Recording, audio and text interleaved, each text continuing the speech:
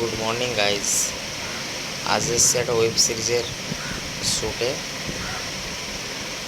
এটা খুব সুন্দর ভিলা, খুব সুন্দর,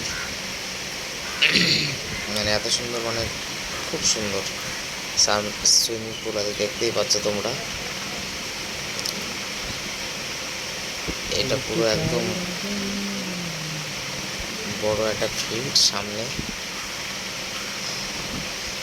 এখানে বসে সব রকম বিকালবেলায় সামনে সমুদ্র, মানে খুব সুন্দর।